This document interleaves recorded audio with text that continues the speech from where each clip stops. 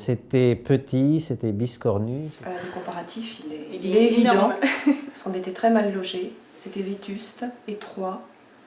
On avait froid l'hiver, chaud l'été. Et j'avoue que je suis ravie d'avoir changé de bâtiment. Surtout l'environnement bois, qui est assez sympathique et chaleureux. Il y a un aspect chaleureux, c'est le bois qui est apparent un petit peu partout. Et c'est vraiment un cadre de travail très agréable. Déjà, on n'entend pas les bruits de talons de tout le monde devant les bureaux, ça c'est un gros avantage aussi.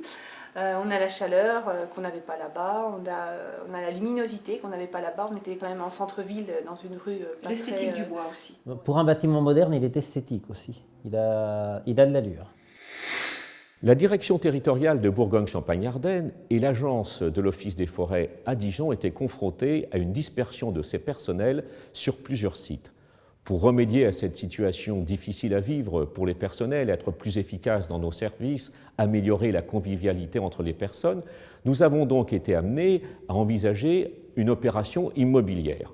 Nous avons fait des recherches, aussi bien pour une construction que pour une acquisition, et présenté à l'automne 2004 au conseil d'administration de notre établissement la solution, la seule qui nous restait sur Dijon, à savoir celle-ci. Le conseil d'administration, évidemment, a proposé pour un établissement comme le nôtre, de par sa nature et ses missions, d'opter pour une solution de gestion durable promouvant l'utilisation du bois à travers sa structure, mais aussi à travers la chaufferie bois.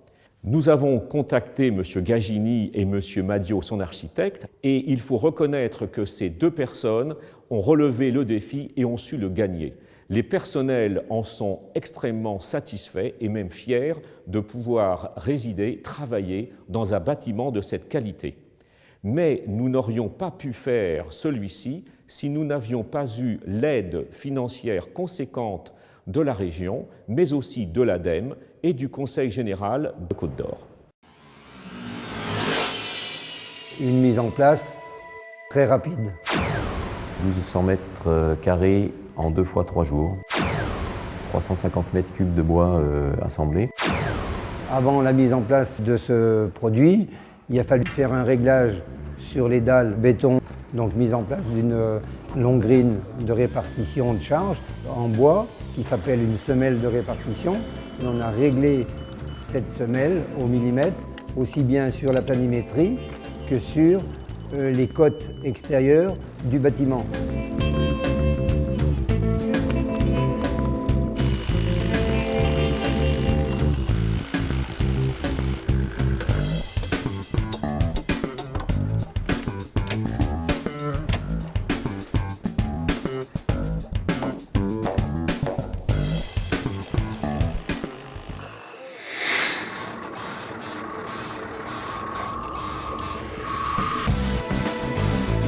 Le KLH est un panneau composant moderne, structural, en bois massif contre-collé de grande dimension, dont la longueur peut aller jusqu'à 16,50 m.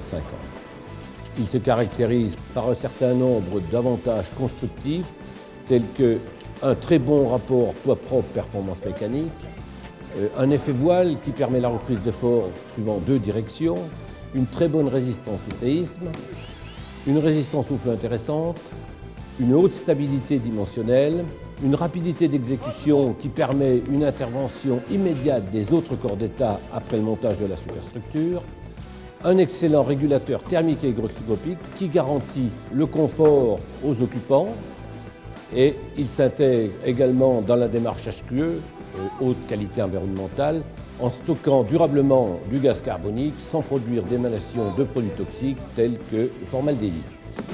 Ouais, c'est beau, hein. Ce sont des panneaux qui sont tout taillés en usine avec une précision rigoureuse ou auquel on ne retouche pratiquement rien à la mise en place. On a eu 8 semi-remorques qui représentaient 350 mètres cubes de bois, donc qui est quelque chose de phénoménal. Pour nous, charpentiers, c'est la première fois qu'on a levé autant de bois en si peu de temps.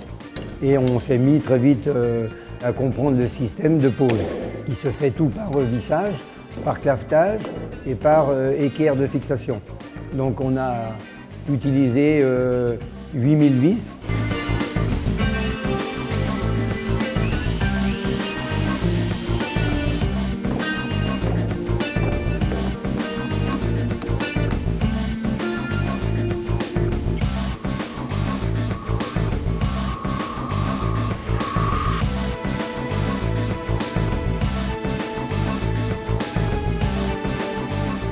Deux raisons principales ont dicté mon choix et ma décision de réaliser cette construction. La première, le challenge à relever, s'agissant d'une première réalisation en Bourgogne d'un immeuble de bureau de près de 1700 m². La seconde, l'originalité du concept qui se voulait innovant et qui s'inscrivait dans une démarche qualitative en matière de respect de l'environnement, chantier propre, utilisation d'une ressource naturelle et renouvelable, le bois, et de développement dit durable.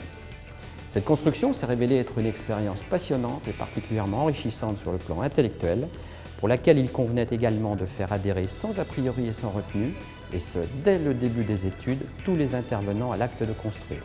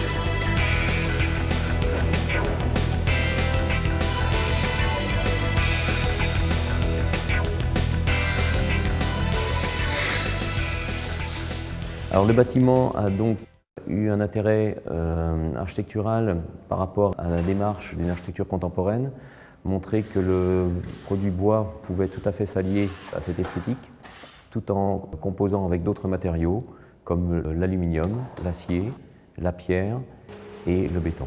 Et donc on a en finalité un bâtiment qui allie dès la conception tous les avantages d'un bâtiment à structure classique sur lesquels on vient plaquer ultérieurement les atouts du bois.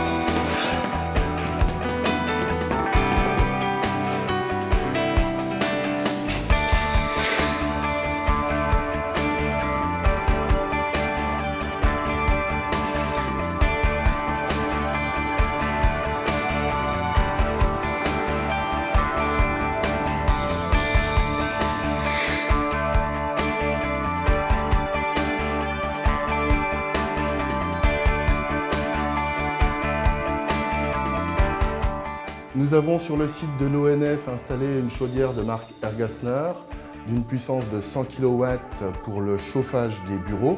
Cette chaudière totalement écologique utilise un matériau noble qui est la plaquette forestière. Plaquette forestière qui a pour avantage en aucun cas de rejeter de CO2 dans l'air plus que si le bois se décomposait dans son site naturel. Cette chaudière brûle 98% de la matière, elle a un rendement supérieur à 95%. On a très peu de matière résiduelle, les cendres sont réellement fines. Nous avons également installé avec la société ATCF un groupe d'eau glacée de marque Dekin d'une puissance de 100 kW. Nous dissipons les calories chaudes ou froides par l'intermédiaire de 72 ventiloconvecteurs qui sont placés dans chacun des bureaux.